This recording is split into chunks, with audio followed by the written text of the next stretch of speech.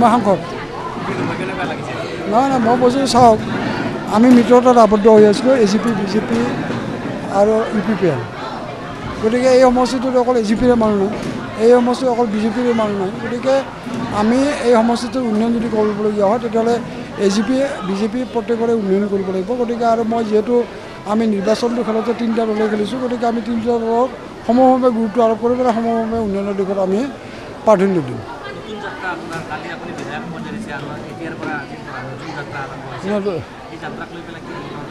নাই নতুন যিটো যাত্ৰা আৰম্ভ হৈছে মই ভাবোঁ যে মই যোৱা 38টা বছৰে বিধায়কৰ কাৰ্যকালত যেনেধৰণে মই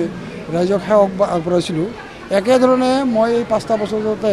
বৰপেটা লোকসভা সমষ্টিবাসী ৰাইজৰ সেৱা আগবঢ়াব পাৰোঁ তাৰ কাৰণে মই নিশ্চয় চেষ্টা কৰিম আৰু চেষ্টা মই অব্যাহত থাকিব নাই উপ নিৰ্বাচন আহিছে উপ নিৰ্বাচন হ'ব